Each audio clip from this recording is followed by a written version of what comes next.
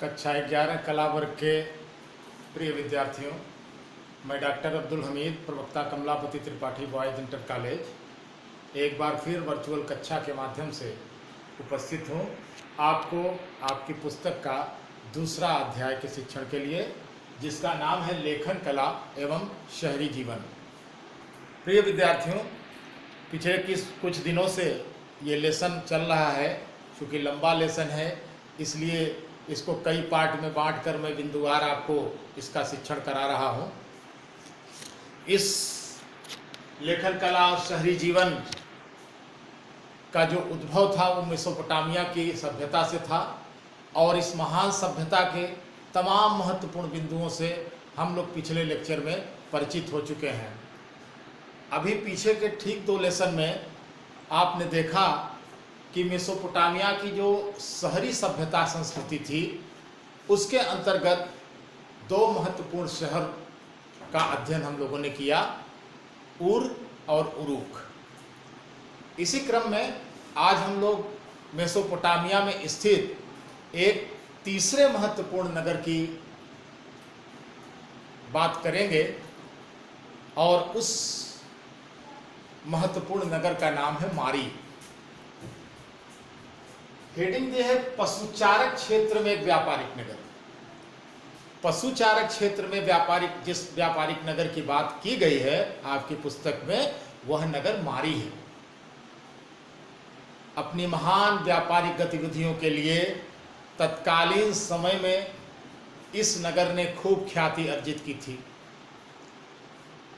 पिछले 2 शहरों की बात के बाद हम तीसरे शहर की अगर बात करते हैं तो इस हेडिंग से ही पता चल जाता है कि मारी नगर उर और उरूक नगर की तरह उस महान कृषि क्षेत्र में नहीं था जहां व्यापक पैमाने पर विभिन्न प्रकार के अनाज उत्पादित किए जाते थे और समृद्ध किसानों का वहां निवास था। आपको मैंने याद करें तो मैंने आपको मेसोपोटामिया का भूगोल मानचित्र के माध्यम से समझाया था। तो आपने देखा होगा कि उर और उरूक नगर दक्षिण की ओर थे, जबकि मारी नगर वहां से काफी दूर उस स्टेपी यानी कि पशुचारक क्षेत्र में था, जहां पे बड़े पैमाने की कृषि नहीं थी, बल्कि पशुचारक के साथ साथ छोटे पैमाने पर कृषि की जाती थी। ऐसे ही स्थान पर वह मारी नगर स्थित था। व्यापारिक दृष्टिकोण से बहुत महत्वपूर्ण था, क्योंकि फरात नदी के बिल्कुल किनारे पर था। तो आइए मारी नगर की कुछ महान विशिष्टताओं की चर्चा हम लोग करते हैं।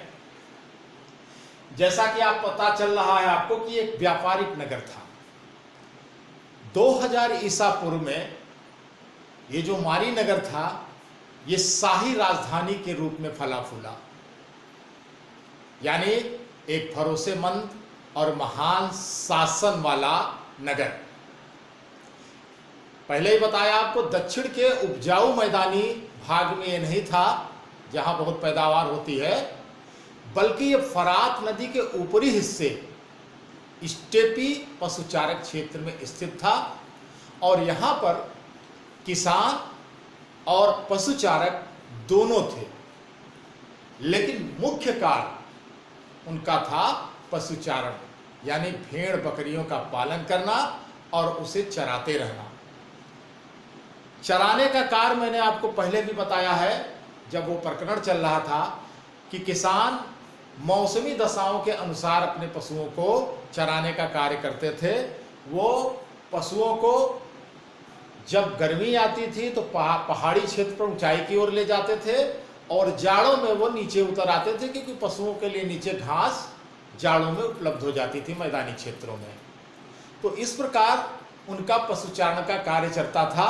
निचले क्षेत्र में कुछ किसान स्थायी रूप से बसे थे जो खेती वगैरह किया करते थे।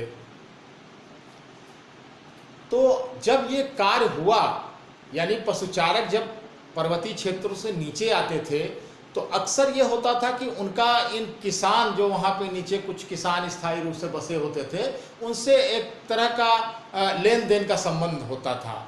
पशुचारक जो थे, जो पशुचारक गड़ेरिये थे, वो अनाज और औजार के लिए अपने पशुओं का दूध, चमड़ा, मांस ये सब आदान प्रदान किया करते थे। यानी किसानों को वो दूध, चमड़ा, मांस आदि उपलब्ध कराते थे और बदले में उनसे कुछ औजार और अनाज इत्यादि प्राप्त करते थे।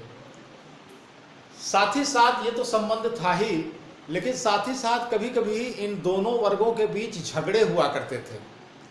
झगड़े का कारण क्या था?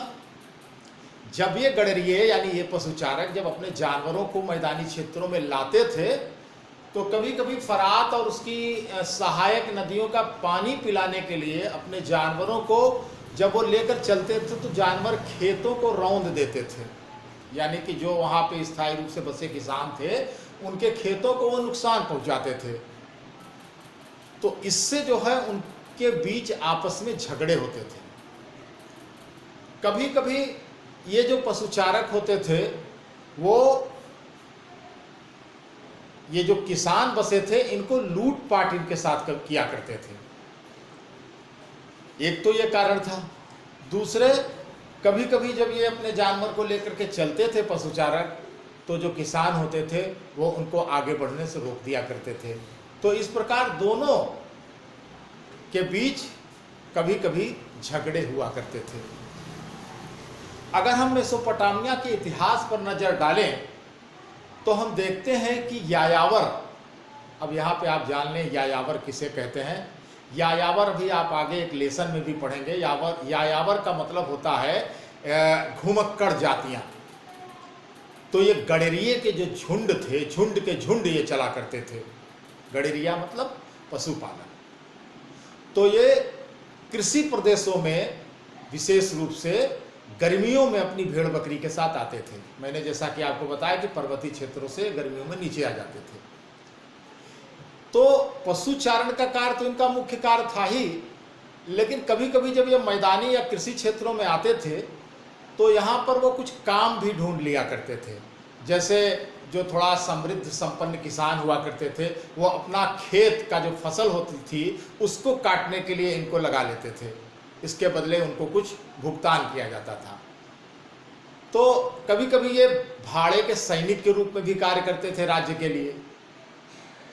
और यह करते करते कुछ लोग बस भी जाते थे।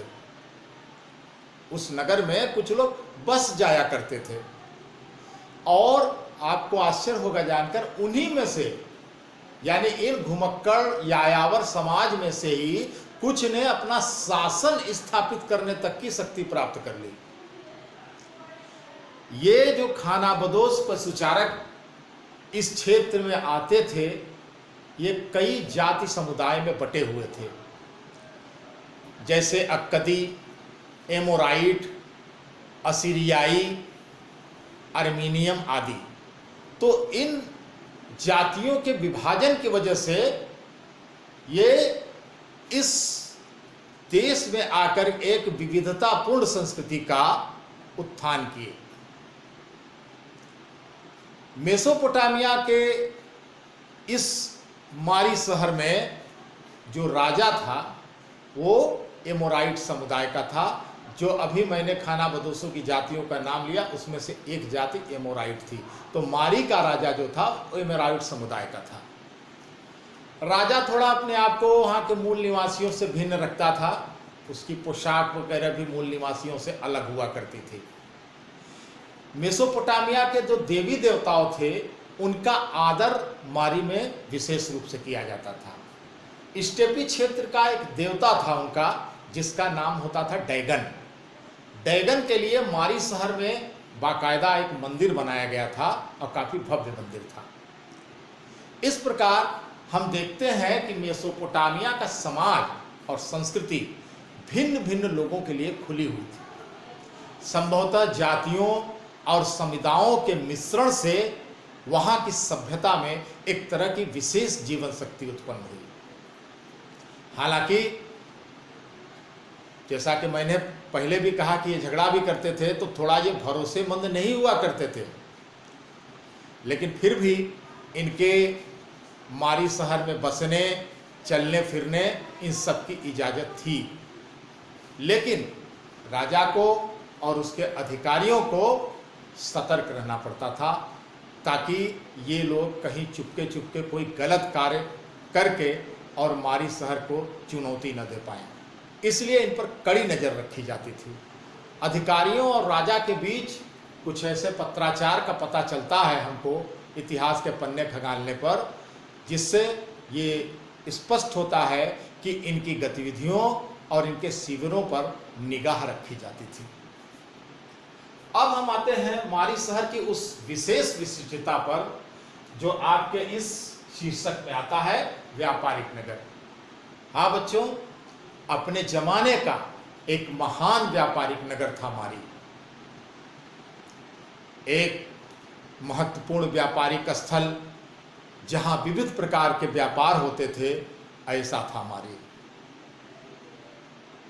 फरात से लकड़ी, तांबा, रांगा, तेल और शराब, ये फरात नदी के माध्यम से इसका व्यापार होता था। ये नावों से दक्षिण और तुर्की, सीरिया और लेबनान जैसे ऊंचे क्षेत्रों में ले जाए जाते थे। दक्षिण का मतलब समझ रहे हैं, यानी ये उर और उरूक तक से आते थे। दक्षिणी नगरों जैसे उर और उरूक को घिसाई पिसाई के पत्थर, चक्कियाँ, लकड़ी, शराब और तेल के पीपे ले जाने वाले जलपोत मारी में रुका करते थे। जब ये मारी में रुकते थे तो उस पर लदे हुए सामानों की जांच करने के लिए मारी के अधिकारी जहाज पर जाते थे। वो सामानों की जांच करते थे कि क्या क्या चीज़ें इस जहाज पर लदी हुई हैं, उनकी लगभग कीमत क्या है। ये सब चीज़ें तय करने के बाद अधिकारी ये 10% का प्रभार लगाते थे। जैसे आज के ज़माने आप जानते हैं टैक्स लगता है, जब कोई चीज़ हम आयात करके ले आते हैं बाहर से तो हमको उसका टैक्स देना पड़ता है। तो जितना माल होता था उसका 10% टैक्स जलपोत चुकाते थे मारी के अधिकारियों को। जब तक ये टैक्स उनके द्वारा चुका नहीं लिया जाता था, जहाज़ों को आगे जाने की इजाज़त नहीं मिलती थी। कुछ ऐसी, जैसा कि मैंने पहले ही बताया है कि मिट्टी की पट्टिकाएँ इनके लेखन कार्य का सबसे बड़ा उदाहरण है। तो कुछ पट्टिकाएँ ऐसी मिली हैं जिनसे पता चलता है कि साइप्रस के द्वीप अलाशिया, ध्यान दीजिएगा, साइप्रस का एक द्वीप था अलाशिया, वहाँ तांबा बहुत मिलता था। तो वहाँ से आने वाले तांबे का उल्लेख ऐसी कुछ पट्टिकाओं पर हमको मिलता है। यह द्वीप उन दिनों तांबे और टिन के व्यापार के लिए बेहद प्रसिद्ध था। वहाँ से रांगे का भी व्यापार होता था, क्योंकि कांसा औजार बनाने का मुख्य कच्चा माल था, इसलिए इसका व्यापारिक महत्व बहुत ज़्यादा था। वैसे मारी सैनिक दृष्टि से उतना मजबूत नहीं था, लेकिन व्यापार और व्यापारिक समृद्धि के मामलों में उसका स्थान अद्वितीय था। वास्तव में मारी शहर व्यापार के बल पर समृद्ध हुए शहरी केंद्र का सबसे उत्कृष्ट उदाहरण था। तो बच्चों, आपने इन 3 महत्वपूर्ण नगरों का अध्ययन कर लिया है। अब आपको स्वयं ये निर्धारित करना है कि इन तीनों नगरों में कौन सा नगर सबसे ज़्यादा महत्वपूर्ण था। मेसोपोटामिया की सभ्यता के अब हम लोग अंतिम चरण में हैं, और इस मारी शहर के अध्ययन के बाद जो थोड़ा सा कुछ टॉपिक्स और बचा हुआ है, उसको लेकर मैं आपसे अगले और अंतिम लेक्चर में फिर मिलूँगा। तो आज के लिए इतना ही। धन्यवाद।